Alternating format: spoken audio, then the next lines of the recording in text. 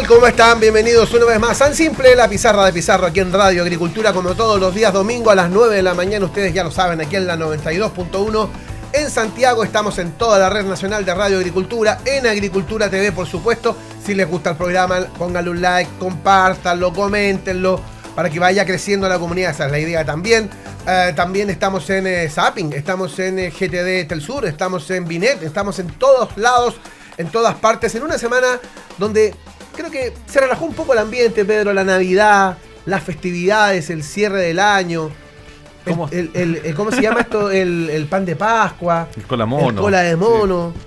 Todas esas cosas. ¿Cómo estás, Pedrito? ¿Bien? Bien, Eugenio, ¿cómo estás tú? Muchas gracias a todos ustedes. Saludos a los que nos están acompañando. Último programa del año, último programa, nadie se enoja. ¿Este es el último programa del año? Sí, pues verdad, tienes toda la santa razón. Así que... Claro, el próximo programa ya... En el colegio 26. Cosas que no se pueden hacer hoy día porque las normas de conducta y cosas han cambiado. El último día nadie se enoja, hacía todo tipo de broma y cosas por el estilo. Pero, ¿hacía broma cuando era usted hice alguna vez, claro. ¿Qué broma hizo? Sí, pues, no puedo porque tengo niños y después van a decir, pero papá, ¿y viste tú? Y entonces no puedo. ¿Tienen que ver con bombas de agua o no? No puedo. Sea sincero. Yo no puedo comentar ese tipo de cosas. Está clasificado ahí, está a lo más en el anuario respectivo. Bueno, hemos traído para este programa, el último programa del 2025, al hombre rating, porque cada vez que viene a este programa las vistas se disparan, sobre todo cuando hablamos de Ley Karin, 40 horas, una serie de cosas. Don Jorge Redondo, Jurisconsulto, ¿cómo le va? ¿Qué tal? Bien, muy feliz de estar en el último programa del año. Espero que no sea un presagio para no venir más, sino que al contrario, una continuación para, ojalá, invitaciones también al año 2026. Así que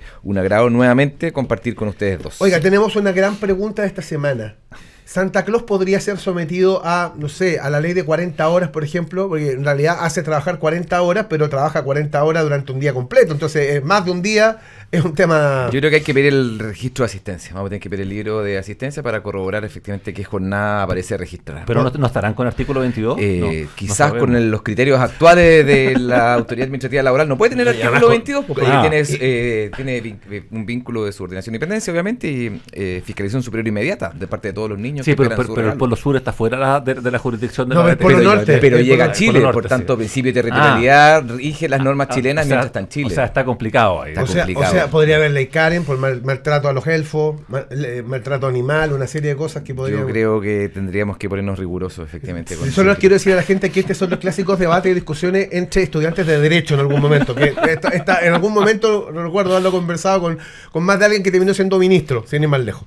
Ya, vamos a las 40 horas al tiro. Vamos, porque mira, como si todo fin de año uno hace como síntesis, evaluaciones, qué ha pasado, y después vamos a hablar de lo que debería venir. Pero se ha discutido mucho respecto de que 40 horas, de que Ley Karin y otra normativa ha afectado la contratación, ya ha hecho de que hoy día sea una barrera para la contratación de nuevas personas. ¿Lo ves así?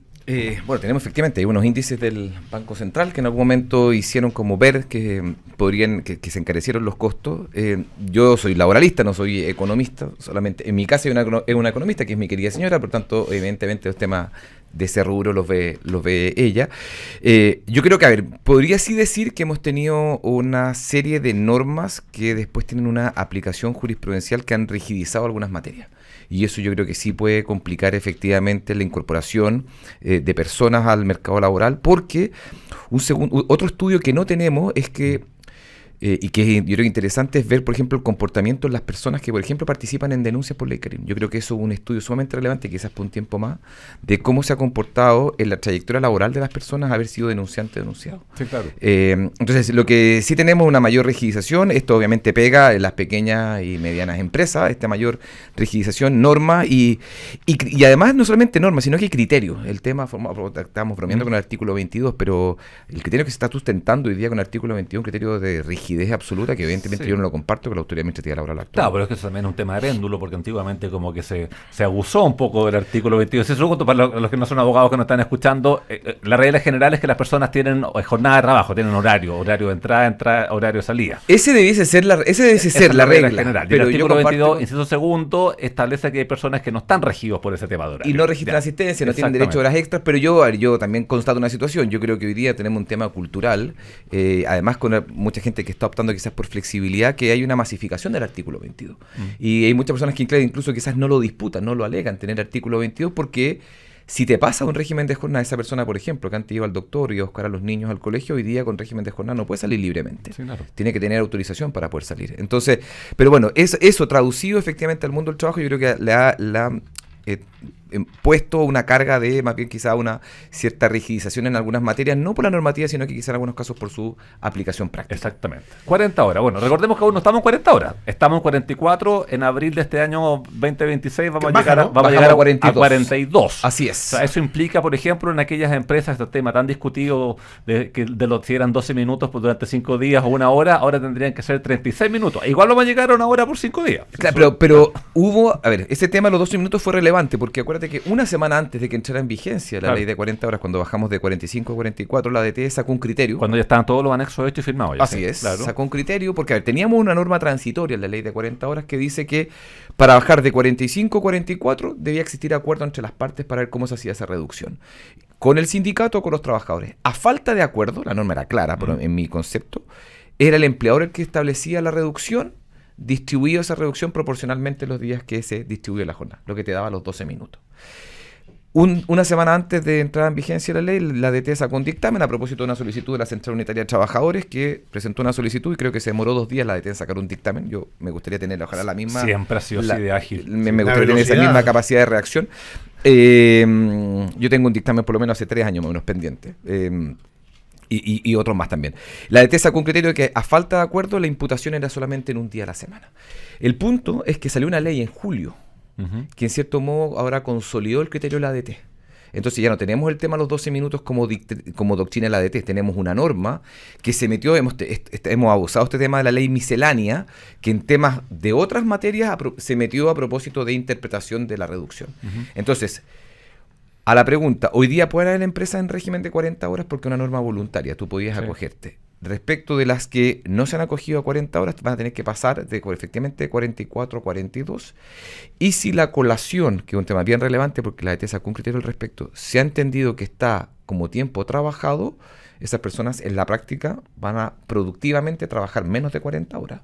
Porque la colación, que es un periodo de tiempo de interrupción de la jornada, si la empresa lo ha considerado como un tiempo efectivamente trabajado, tú no vas a poder reducir el tiempo de la colación, pues tienes que reducir el tiempo de el efectivamente... De entrada o de salida. Ya, pero ojo, el tema de la colación, lo que yo entiendo es que por regla general no se suma, salvo que haya un acuerdo y esté dicho de ese modo. Así es, ya, así es. Ya. Es que algunas empresas lo hacen, algunas empresas claro. lo que hacen es que imputan la colación como tiempo trabajado.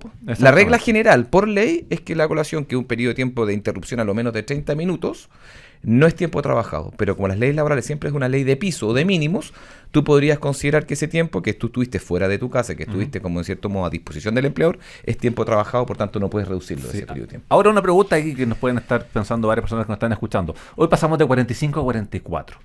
¿Eso se nota un impacto? O sea, genera un impacto, pondría 1 hora más, 1 hora menos. Se generó una polémica política durante la campaña cuando el diputado Mesa dijo, bueno, la gente va a salir de la casa, ¿para qué? Para encerrarse, digamos. Y lo funaron el fin de semana. O sea, pero tú lo que has visto ahí a nivel de empresa, ¿generó una complicación mayor? Estoy anticipándome a abril del próximo año, esa pasada de 44 a 42. Yo te diría que en su aplicación 40 horas fue la que menos resistencia causó en las empresas, fíjate. Recuerda que incluso el gobierno instó por el sello 40 horas, antes de incluso la promulgación de la ley, para en cierto modo ir socializando que las empresas se vayan acogiendo este marco normativo. Entonces yo creo que muchas incluso ya se fueron quizás a 40 horas.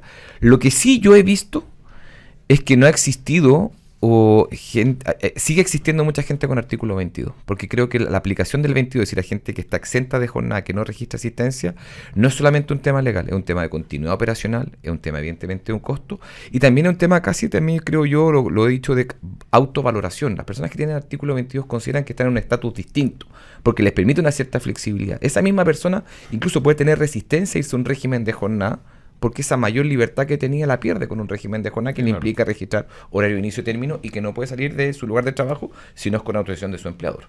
Entonces yo creo que en aplicación de ley de 40 horas, creería que las empresas han tenido menos resistencia, y creo que ha existido cierto cambio, porque incluso ya culturalmente hasta los viernes estábamos trabajando en algunas empresas, quizás en menos... Efectivamente, eso ha ido pasando, y cosa de ver un poco las horas puntas se van generando a distintas horas, los distintos días de la semana.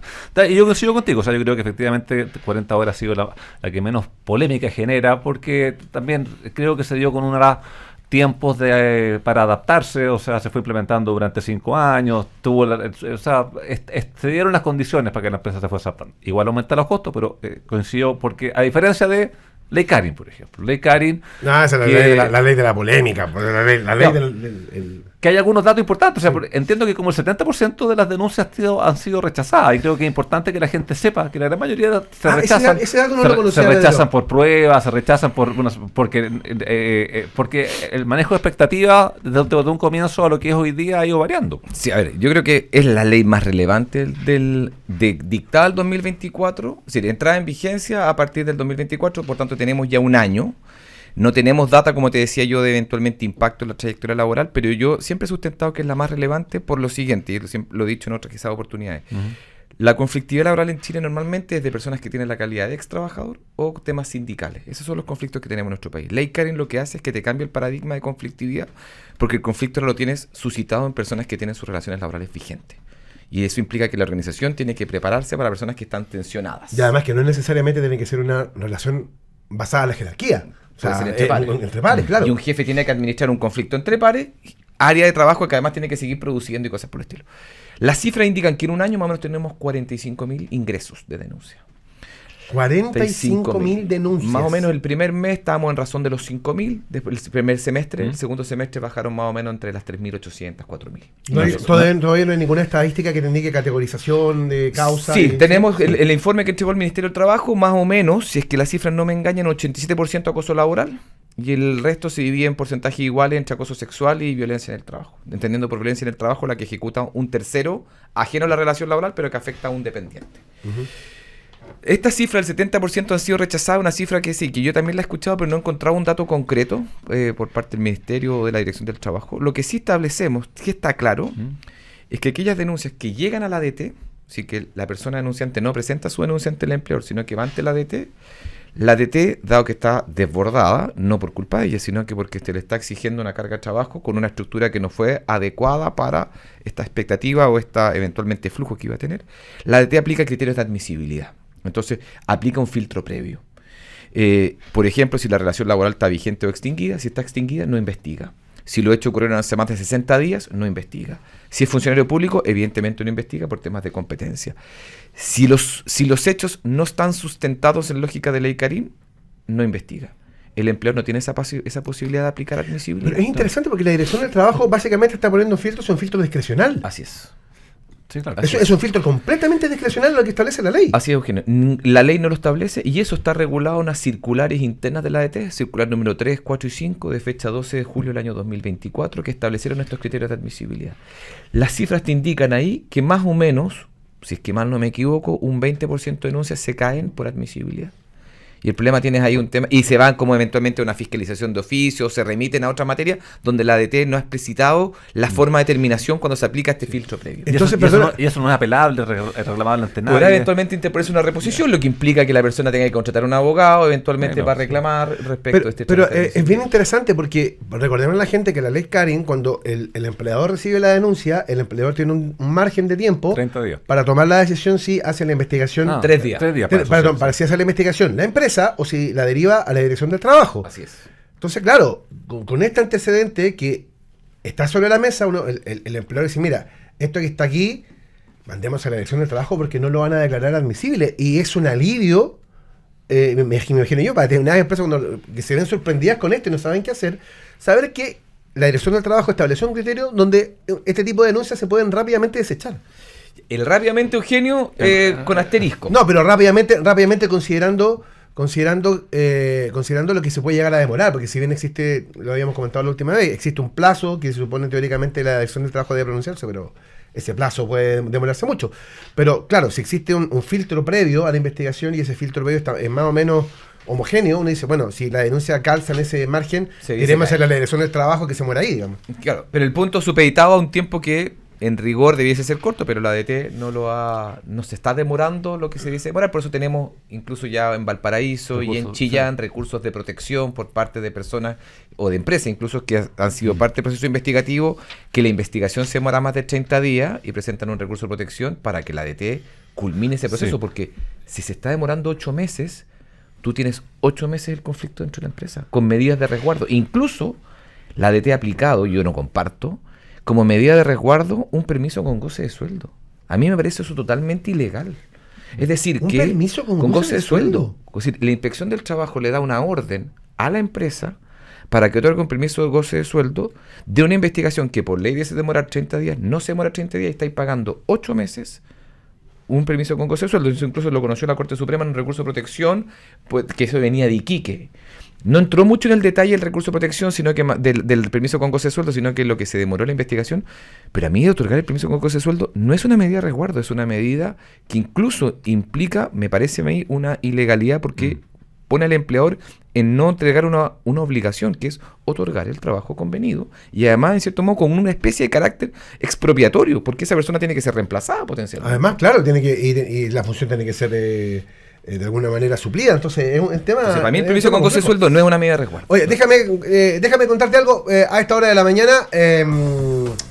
Me gusta que ponga música, Luchito. Muy bien. Llegó Generación Vital. En Los Héroes estamos contigo en cada etapa de tu vida y por eso tenemos beneficios pensados para los pensionados y pensionadas de Chile. Disfruta de beneficios en salud, educación, entretención, apoyo financiero y mucho más. Infórmate en loshéroes.cl y la alegría de estar asegurado con H Seguro Laboral ya está aquí. No importa si eres parte de una empresa, pyme o independiente. Adhírete en línea en h.cl/súmate. Y en AFP Plan Vital puedes hacer tu cambio 100% online sin salir de tu casa. Hazlo directo de tu WhatsApp, web o app. Cámbiate en planvital.cl. Estamos en Simple, la pizarra de Pizarro. Nos acompaña el abogado Jorge Redondo. La pausa y ya estamos de vuelta. Hola, en este nuevo capítulo hablaremos sobre algunos beneficios del sistema de pensiones. ¿Sabías que estar en una AFP no solo te permite aumentar los ahorros para tu futura pensión, sino que también te permite acceder a una serie de beneficios? Acá te contaremos cuáles.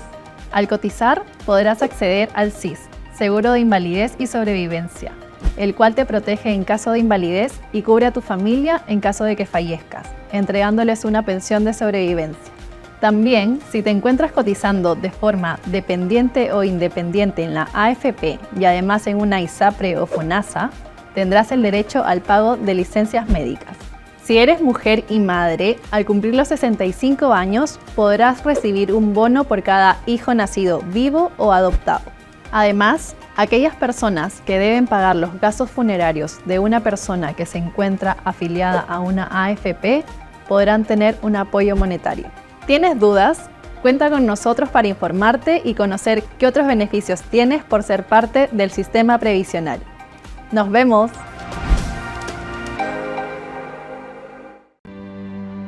Así como cuidamos a Andrea en la agricultura, cuidamos a Pablo en la construcción, a Jimena en la peluquería, a la señora Mercedes en la panadería y a todas y todos los trabajadores de Chile con H Seguro Laboral. El seguro laboral para que tu equipo esté mejor.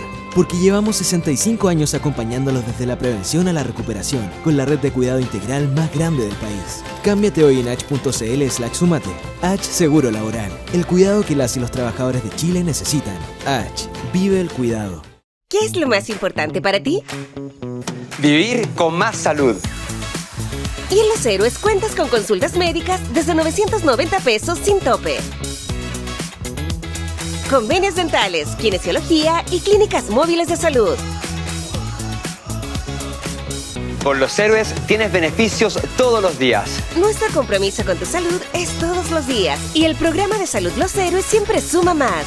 Los Héroes, vivir con ganas. Ya estamos de vuelta, segundo bloque de En Simple, la pizarra de Pizarro aquí en Radio Agricultura, como todos los días domingo, usted ya lo sabe, a las 9 de la mañana. Estamos en nuestro canal de YouTube Agricultura TV. Póngale un me gusta, póngale un like, compártalo, coméntelo. Entonces sabemos que eso es extremadamente útil. Estamos en Zapping, estamos en Binet, estamos en GTD Telsur, en muchas plataformas. Estamos con el dueño de la pizarra, Pedro Pizarro, con el abogado Jorge Redondo, con quien estamos ahondando respecto de el andar de estas leyes laborales que han generado tanto comentario. Habíamos hablado de las 40 horas. Esta semana el presidente Boris dijo la derecha se quiere apropiar de las 40 horas, no se acuerda cómo tratar. Bueno, pero ¿puedo contestar ahí? Yo puedo entenderlo, pues si el presidente Boric esta semana está haciendo campaña para 4 años más. Está diciendo, yo estoy acá todavía, mientras el presidente electo está de viaje, estoy aquí. Pero sería conveniente que el presidente se acuerde que el proyecto que presentó en su momento la diputada Camila Vallejo cambiaba un número, y lo que se terminó aprobando es mucho más parecido al proyecto que presentó en esa época el ministro Nicolás Monkever que el proyecto de 40 horas, con todo lo que era flexibilidad, el tema trabajar 4x3, etcétera. Eso no tendría nada que ver con 40 horas. Solo quería contextualizar lo polémico del caso, porque estaba arriba de la mesa. Pero estábamos hablando sobre la ley Karen, que lo último que dijiste, Jorge, realmente me fue con la boca abierta, porque en el fondo uno entiende que deben haber medidas de resguardo frente a un conflicto entre pares, teóricamente, un superior jerárquico, no sé, bueno, dependiendo cómo se dé, pero generalmente se toman medidas de resguardo para que no estén juntos, para que no haya problemas. Lo que hemos comentado muchas veces, que mantener eso durante mucho tiempo también es lesivo para la convivencia interna de la empresa. Hay una serie de cosas que van aparejadas a eso, pero que aparezca la opción de que te manden a la casa con goce sueldo, por eso es una cuestión que a mí realmente me dejó sorprendido. Porque Eugenio, ¿lo estás pensando? No. O sea, sería maravilloso. Sería vacaciones gratuitas por 8 meses. Sí, y yo dos cosas. A ver, tuvimos hace poco Navidad. Nosotros nos tocó en la oficina, así de asesorar. Bueno, tengo casos con Ley Karin. ¿Qué hacemos con las personas denunciantes y denunciados con la fiesta de final de año de la empresa? Porque están con medidas de resguardo y no pueden convivir. Y no pueden tocarse con amigos secretos. Claro, claramente. No, pues entonces pueden ser el enemigo secreto, ahí sí. Claro. Entonces, bueno, ¿van a la fiesta de final de año o no van a la fiesta de final de año? Porque ¿cómo evito que no coincidan en un espacio? Pero se no lo invita a estar discriminando. Pues. Bueno, entonces, salvo que la discriminación sea respecto solamente de uno. Entonces, nuestro consejo ahí es no puede ninguno de los dos. Porque no puedo garantizar una separación efectiva de estas personas que conviven en una fiesta de final de año o tengas dos ambientes en la fiesta. Y pues, no es como radio, no sé cómo habrá sido la fiesta de Radio Agricultura, con los cuantos ambientes por lo menos fui invitado, espero que la próxima se le invita. Pero no podría, perdona, estoy haciendo una reflexión así, pero no podría, por ejemplo, suspender la fiesta es otra opción. Pero a todos los que no son involucrados. Pero la pregunta es, la fiesta... No puedes suspender la fiesta. No, pero la fiesta de fin de año... La fiesta de fin de año constituye jornada laboral. No, pero una actividad promocionada por la empresa. Claro. Incluso, Eugenio, es buen ejemplo. Lo que pasa en la fiesta, para mí es susceptible de ser denunciado bajo lógica de Ley Karin. Claro. Si lo que ocurre, o sea, si uno se pone cariñoso con la... No lo haga. No lo haga. Perdón, el caso de una minera, de una celebración de amigos secretos en un restaurante en el Parque Araucano, previo Ley Karin, se consideró como era un hecho constitutivo de acoso sexual, porque existía un nexo causal entre las personas que se autoconvocaron, se autodividieron la cuenta, pero estaban ahí en virtud de que tenían un vínculo, y su vínculo era un vínculo laboral, y lo que ejecutó un jefe respecto a su subordinada era constitutivo de acoso sexual. Entonces ahí el tema de las fronteras en lo que es laboral y extralaboral, que cada vez hay algunas que cada vez intentan que lo laboral sea lo menos, pero para temáticas de este tipo, las fronteras en cierto modo caen, porque son espacios laborales eso. Ahora, es todo interpretable en ese sentido. Yo tengo una postura clara, para mí eso efectivamente es conducta, son cuestiones de carácter laboral, tienen un nexo causal, tienen un efecto de repercusión al día siguiente a la organización y son susceptibles entonces que el empleado, y ese es el gran tema, tenga la facultad de investigar. Oye, qué bueno que lo estamos planteando hoy, que nos queda 29, 30, 31, seguramente vamos a tener fiestas mañana lunes, vamos a tener fiestas el martes. ¡Ojo! Chuta que tiene fiesta. No estoy hablando por mí, estoy diciendo por la gente que nos puede estar escuchando, que de repente, por una cuestión que uno entiende, mire cómo son el avance de los tiempos, no entiende como muy inocua, uno dice, mira, bueno, resulta que pueden ocurrir en este tipo de instancias, de reuniones sociales, producto de la actividad laboral, pueden producirse situaciones que pueden ser denunciadas, una cosa a la cual hay que prestarle mucha atención. Y ojo, que pueden ser denunciadas y lleva una segunda parte, que entonces que el empleador tiene la legitimidad para investigar. Porque el gran tema que tienes ahí... Te puede sancionar. Investigar, porque lo que te podría decir eventualmente el denunciado, esto formó parte de mi vida privada. ¿Qué legitimidad tienes tú para investigar? Y yo creo que el empleador tiene facultades investigativas. Porque si no lo hace, eventualmente entonces consciente y no vela por proteger eficazmente la vida y salud de los trabajadores. Ahora, a propósito del tema del permiso con goce de sueldo, yo creo que es algo que no puede ni hacerlo el empleador cuando investiga, no tiene esa facultad, ni tampoco puede ordenártelo a la inspección. Pero te lo voy a poner una dificultad aún más, Eugenio, a usted ya que le ha gustado tanto Ley Karin. El caso de Chillán, que es el más relevante a propósito de interviniente, la investigación la llevaba a cabo la Inspección del Trabajo. el denunciado estaba con licencia médica. ¿Cuál es el caso de Chillán? Para los que Ese. Ya, Denunciado ok, ya. estaba con licencia médica. Ok. No fue entrevistado. No le informaron el estado de la investigación. La inspección investigó. La empresa despidió al denunciado. Y el denunciado dijo, oye, pero yo estaba acá, nadie me consultó, acá hay derecho a defensa, debido proceso, derecho a ser oído. Y presentó un recurso de protección contra la inspección, porque consideró que se habían afectado sus garantías constitucionales. Y la Corte de Apelaciones de Chillán, para mí el fallo, el mejor que tenemos hasta la actualidad, dijo, acá se vulneraron los derechos de la persona denunciada porque esa persona tiene derecho a ser parte. Pero aún más, le dijo, la Inspección del Trabajo, usted tiene regulado esto, una orden de servicio, que es la orden de servicio número 4, donde si usted hubiese constatado que acá hay indicios de vulneración, usted hubiese llamado a la empresa a una mediación, por si hay acoso laboral, ya al denunciante, y al denunciado no lo hubiese escuchado. Yo le digo al tribunal que usted su orden de servicio eventualmente tiene que modificarla. Y usted hace acto de mediación, que la inspección llama a una mediación cuando constata que hay indicios de vulneración de derechos fundamentales, es decir, cuando constata que eventualmente puede haber acoso laboral. En acoso sexual no hay mediación. Si la inspección investiga y considera que hay acoso sexual, no tiene que llamar a mediación. Bueno, lo que está diciendo ese fallo de Chillán es, si la inspección constata que hay indicios, a ese acto de mediación va a ir el denunciante, tiene que ir la empresa y tiene que ir el denunciado. Y ahí sí que la cosa se nos complica. Porque los intereses pueden ser contrapuestos. Sí, la empresa puede ser que dice, ¿sabes qué? Lleguemos a acuerdo rápido con el denunciante. Y el denunciado puede decir, no, yo no quiero llegar a acuerdo. Yo quiero que aclaren esto. Yo quiero aclarar en esto. Claro. Entonces, hoy día lo que le está diciendo ese fallo de Chillán es, ojo, que la investigación no es eventualmente contra la empresa.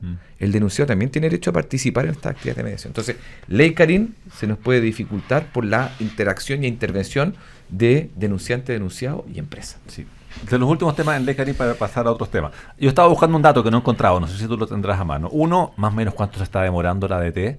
Y 2, la cantidad de ingresos versus la cantidad de causas que están resolviendo. Porque una cosa es que en un comienzo haya llegado una avalancha, pero después ver si el flujo para un lado y para el otro mensual o sigue incrementándose la cantidad de causas pendientes, porque si te entran 3.000 y estás resolviendo 1.000, vaya incrementando en 2.000 todos los meses. No sé si ese dato no está. Entregó esa data en el informe cuando se cumplió un año, no entregó los tiempos de respuesta. Yo tengo como una data, pero de experiencia profesional, más lo que uno ha visto en los casos judiciales, más o menos 8 meses. Y tampoco ha puesto una data de eventualmente cuántos casos se encuentran cerrados. Lo que sí ha dicho es en esta etapa 0 y etapa 1, cuántos de los casos ingresados, cuántos se caen en la etapa de admisibilidad. Perfecto. Hay un dato que no nos están acompañando hasta ahora, se lo quiere pedir por transparencia, la tendría que dárselo. Así que que lo tenga consolidado. Yo me quedo con dos cosas, lo que hemos conversado con Jorge en este rato. Primero, ojo, que la Dirección del Trabajo está estableciendo criterios de admisibilidad cuando le llegan denuncias. Yo creo que es súper importante remarcarlo. Es decir, ¿saben qué? Frente a la obligación que tiene el empleador de tomar una decisión en 3 días respecto de si investiga la empresa o si lo deriva a la Dirección del Trabajo, que se sepa que la Dirección del Trabajo está filtrando. Eso es súper importante saberlo, porque yo no lo sabía y me parece muy importante que las empresas lo sepan. Porque frente a esa decisión, yo me imagino que una pyme chica que se enfrenta a una situación como esa dice, bueno, ¿qué hago? Sí, claro. Bueno, ya por lo menos hay un camino. Y lo otro que también me parece relevante recalcar y remarcar, ojo con las fiestas de fin de año, ojo mañana, ojo el martes, que puede haber algún lío ahí. Pórtese bien siempre, sí, obviamente. Yo tenía un gran jefe, o sea, en realidad siempre he tenido buenos jefes. La mayoría. Usted fue un buen jefe, Pedro Pizarro. Pero yo tenía un gran jefe que se llamaba Ricarte Soto. El Ricarte siempre me decía, en textual, mire Figueroa, en fiestas de fin de año nunca tome alcohol. Nunca. Fiestas de nunca tome alcohol. Desde que me lo dijo de ahí yo, palabra santa. Porque el alcohol te pone regalón y te pone tonto. Y frente a estas cosas, hoy día, compadre, una cosa mal interpretada y te podéis comer un problema monumental. Sí, evíteselo. Así que evíteselo. Voy a meter en problemas a Jorge. Vienen futuras autoridades. Si tú a quien vaya a asumir eventualmente en materia laboral te pidiese una recomendación de cómo mejorar el tema de Ley Karin, ¿qué le dirías? Primero, que los cambios tienen que hacerse vía legislativa, no me parecería de criterios de administración. Y segundo, aplicaría que, por ejemplo, si aplicamos admisibilidad, que puede ser quizás relevante, porque la ley yo creo que se ha ocupado para abuso, que exista reciprocidad, es decir, que el empleador también puede aplicar admisibilidad, con posibilidad de revisión, por ejemplo. Ok. Si el empleador aplica admisibilidad, que sea eso revisable por ejemplo, la inspección del trabajo. Mira qué interesante eso, interesante, porque claro, aquí la admisibilidad la DT la toma por una decisión administrativa, o sea, a través Pero de yo un hoy día, dictamen. y yo no hoy día, me toca asesorar a la empresa, cuando me preguntan, oye, ¿puedo aplicar admisibilidad? No puedo decirle tranquilamente, sí, hazlo, porque no tengo la certeza si le han aplicado una multa, por ejemplo, y no por haber tenía aplicado sustento, un claro. entonces yo aplicaría eso. Segundo, aplicaría algún tipo de efecto a las investigaciones que se demoran más de 30 días por parte de la autoridad administrativa laboral. Eso no puede... ¿Un silencio negativo, positivo? Algo Exactamente, así? algún tipo. Pero el punto es que no puede ser negativo, porque si no implica una afectación a la persona, valga la redundancia, afectada. Es decir, Ya. que presentó una denuncia y donde no es su responsabilidad que se demore más de 30 días y sufre ella el perjuicio. O él el ponerle perjuicio. un tope en el tiempo a las medidas que se toman durante la investigación, por Exactamente. ejemplo, o algo así. Entonces, yo creo, a ver, incluso hay un oficio de la Comisión de Trabajo de la Cámara de Diputados, unánime, indicándole al Ministerio del Trabajo que convoque una mesa de revisión de la aplicación de la ley Karim. Es un oficio, yo lo tengo, porque efectivamente todos los actores sociales se están dando cuenta de esto. Entonces, creería el tema de la reciprocidad para efectos de la admisibilidad, el tema de algún tipo de efecto, algún tipo también de consecuencia con denuncia falsa. Yo soy de la postura que la denuncia falsa malintencionada es una infracción laboral susceptible de ser sancionada, pero eso es un criterio propio. ¿Y yo puedo regular algo de eso a través del reglamento interno? Por ejemplo, decir que tendrá una sanción la denuncia que no acompañe los medios de prueba o lo que sea. No, yo creo que no acompaña los medios de prueba, ¿Ya? porque si no le estás pidiendo quizás un imposible a situaciones que eventualmente producen pero sí pero toda denuncia tengo que poder demostrarla, po. pero quizás en algunos casos es la versión de uno contra otro. Normalmente las situaciones de acoso sexual no ocurren en un contexto abierto, ocurren en contexto cerrado. Entonces le estás pidiendo la prueba. Es palabra contra palabra. Y estás pidiendo una prueba diabólica, casi una prueba negativa, entonces, o una prueba imposible. Entonces, pero yo sí creo, y mi asesoría, es que tú tengas en el reglamento interno, a ver, tú en Chile no tienes ninguna ley que te diga una obligación de decir verdad. Solamente cuando eres testigo, eventualmente te hacen jurar o prometer decir verdad. Yo creo, y metirte en la consecuencia. claro, entonces yo creo que en el reglamento interno tú puedes poner, las personas tendrán la obligación de decir verdad respecto a su dicho y participar del proceso investigativo. Si en el proceso de investigación el investigador, que tiene que ser alguien dotado de herramientas, logra constatar de que efectivamente esta denuncia fue hecha con un ánimo de generar daño, para mí hay una infracción de carácter laboral susceptible de ser sancionada con el régimen de sanciones laborales, la amonestación verbal, la por escrito, la multa o eventualmente el despido sin derecho a indemnización por incumplimiento grave de las obligaciones. Pero creería que también es bueno establecerlo, que hay que ponerle algún tipo de efecto al desistimiento.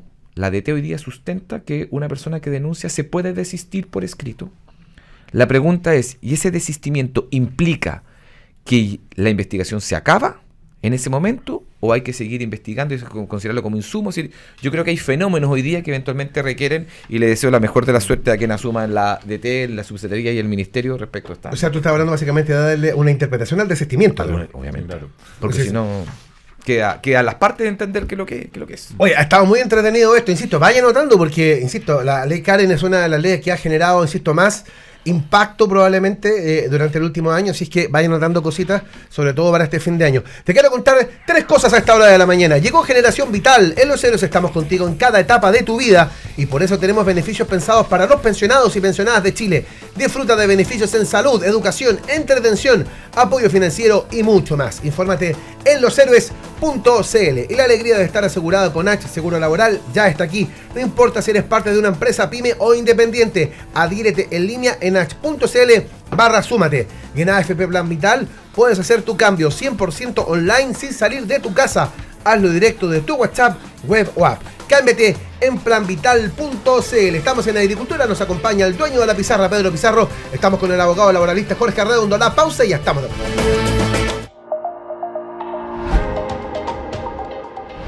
Hola, en este nuevo capítulo hablaremos sobre algunos beneficios del sistema de pensiones. ¿Sabías que estar en una AFP no solo te permite aumentar los ahorros para tu futura pensión, sino que también te permite acceder a una serie de beneficios?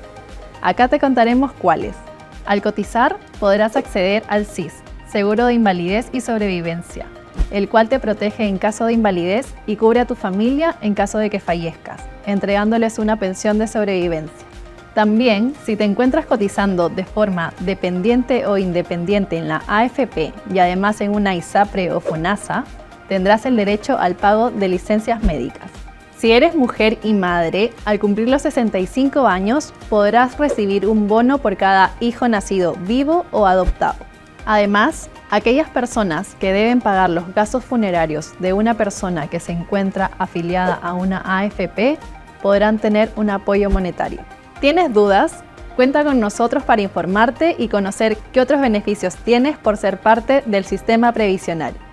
¡Nos vemos!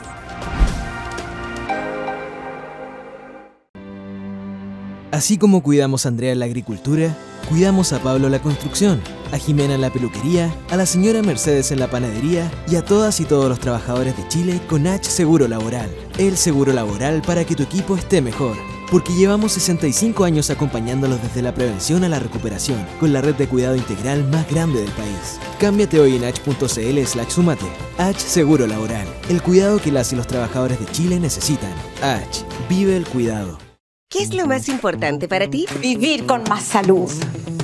Y en Los Héroes cuentas con exámenes desde copago cero y telemedicina desde 2,990 pesos. Descuentos y reembolsos por compras en farmacias. Con Los Héroes tienes beneficios todos los días.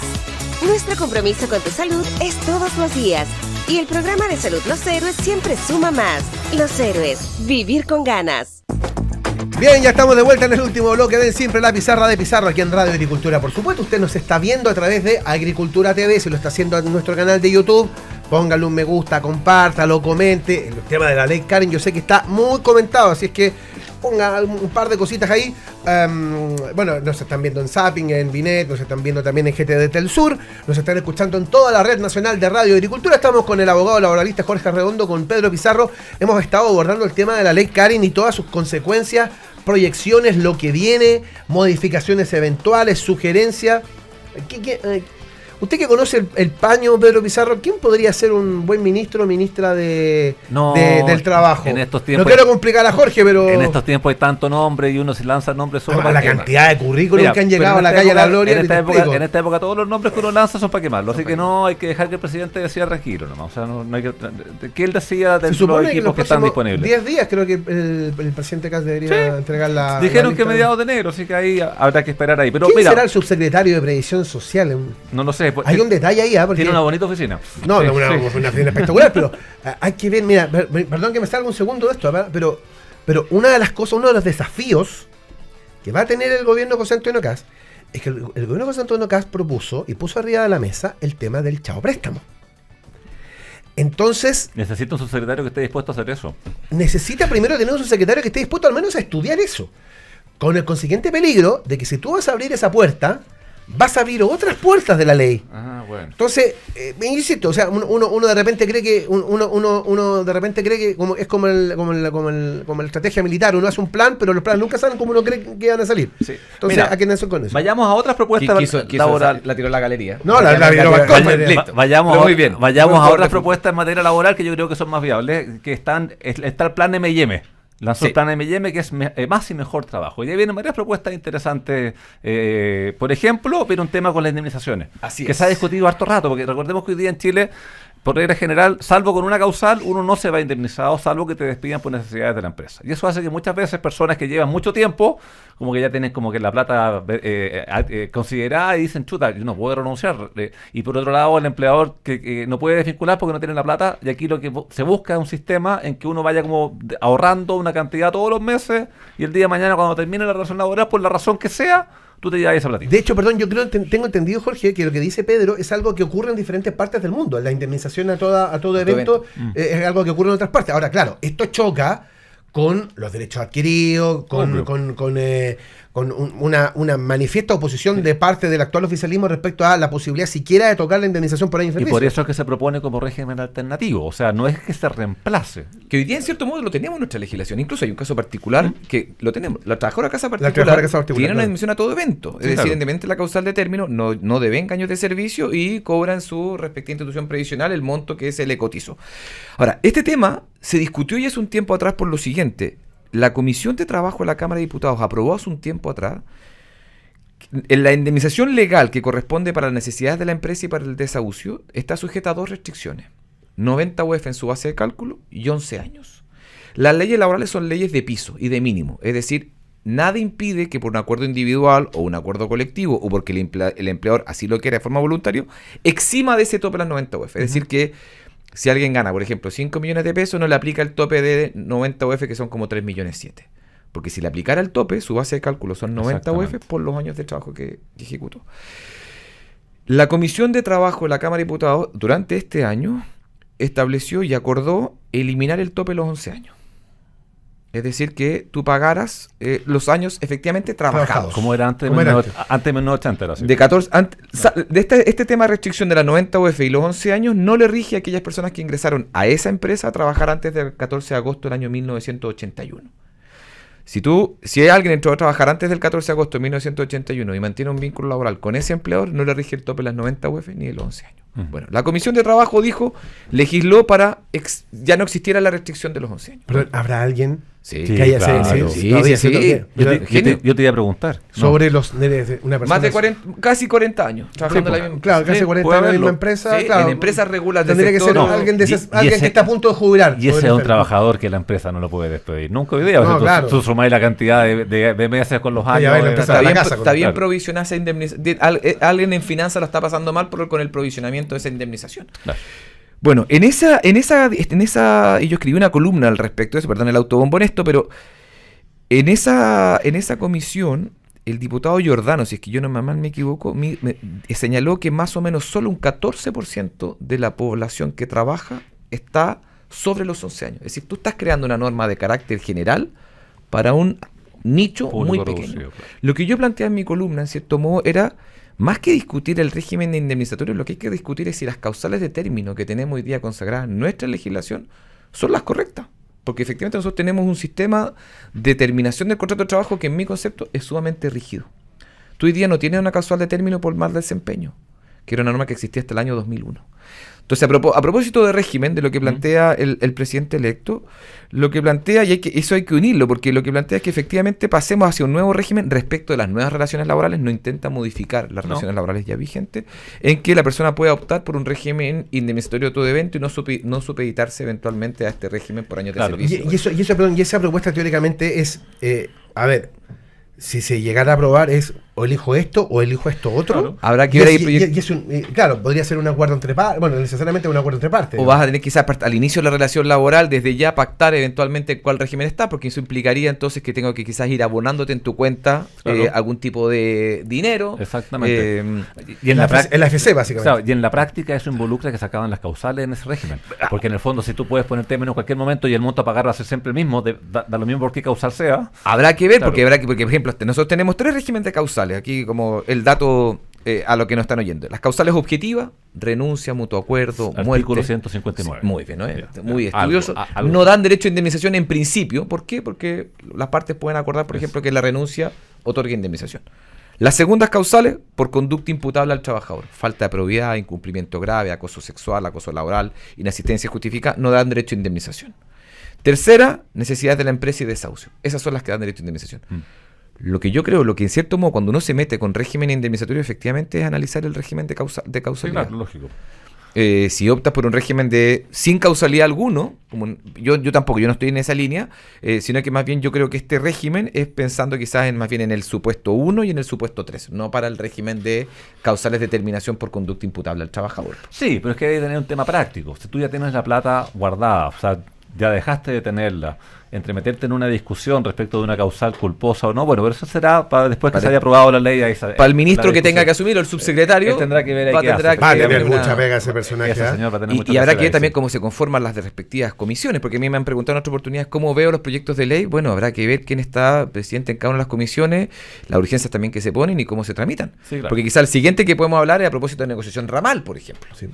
Oye, quiero ir con eso. Sí, solo quiero decir que el candidato que tenía para asumir se cae.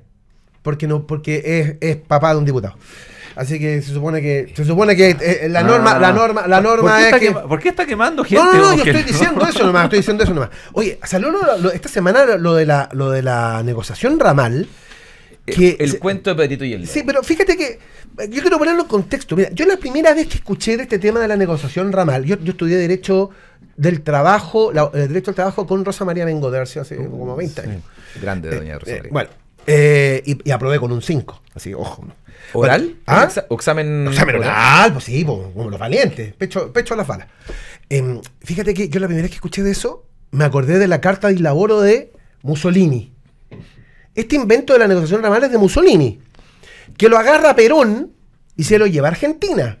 Toda la organización sindical que usted ve en Argentina es inspirada en el régimen de Mussolini y que es muy parecido a los sindicatos verticales que tenía Francisco Franco, hasta que, Comisiones Obreras y la UGT básicamente terminan por romper todo esto ya en la transición en el año 77-78.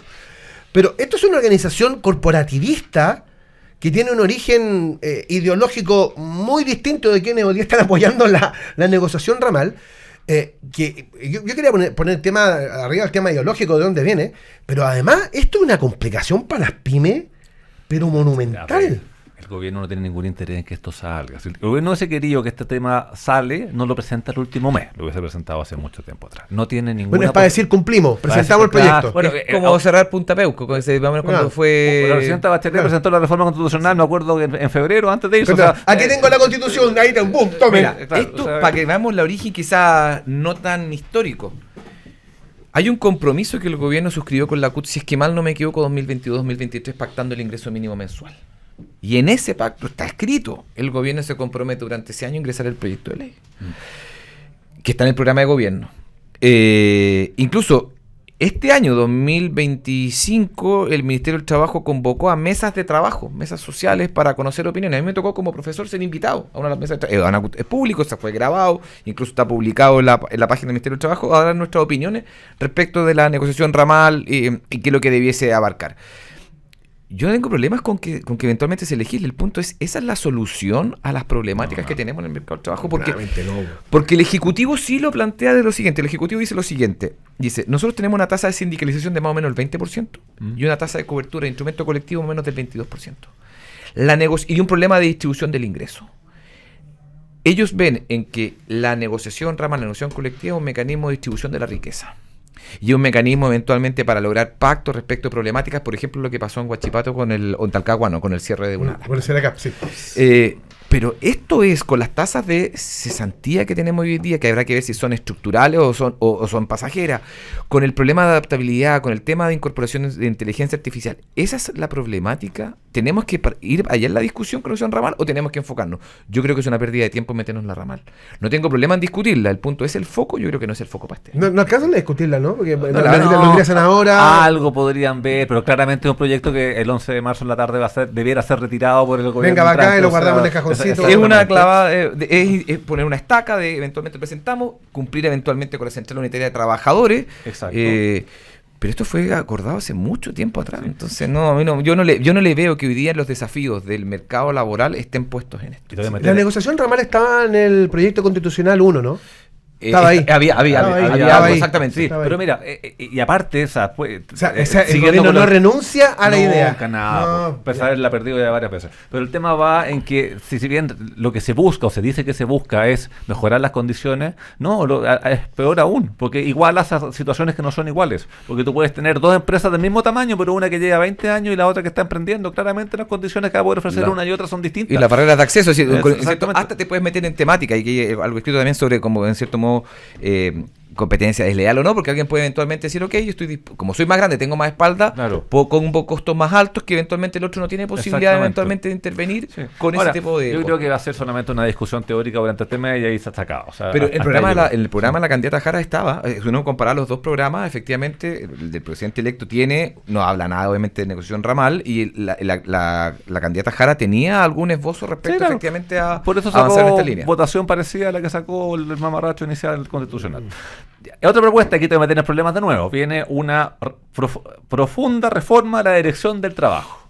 ¿Qué le cambiamos? Esa profunda es porque parte de una... más que profunda, yo lo que leo es que lo que le dice es focalicemos la fiscalización, focalicemos en temas de seguridad y salud, focalicémoslo en temas de condiciones laborales. saquémosle algún tema de contenido ideológico, eventualmente a sus pronunciamientos jurídicos y aquellos pronunciamientos que eventualmente escapan al espíritu de la ley. Yo no de lo que leo del programa, efectivamente va en esos énfasis, que la fiscalización esté asociada en cierto modo a incumplimiento en ese tipo de materia y poner un foco efectivamente en aquellas cuestiones que se consideran más graves respecto de las relaciones laborales. Perfecto. Si tú pudieras pedir así como un perfil de quién debiese liderar una dirección del trabajo, alguien de carrera, alguien externo, académico. No, yo creo que tiene contenido práctico. Académico, yo creo que hay candidatos buenos que tengan un contenido práctico, que sepa respecto a la aplicación de las leyes durante este periodo de tiempo, que conozca la realidad efectivamente, como todo cuerpo, tiene asociaciones de funcionarios, tiene personas que llevan mucho tiempo, hay experiencia activa dentro, también hay gente que está muy dolida, y eso me lo han comentado internamente, de que algún contenido ideológico que tuvo, que eventualmente o estás conmigo o estás contra mí. Yo creo que hay que en cierto modo lograr una pacificación respecto de que el interés es velar por la situación de los trabajadores.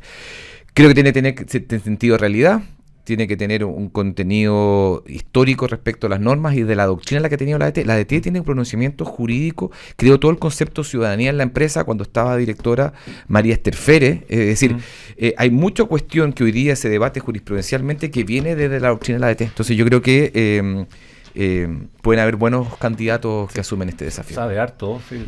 Yo encuentro que un nuevo candidato aquí. No me lo queme, pues, aquí están, todos se están candidateando para algo. No, yo no me candidateo para nada. Muchas gracias.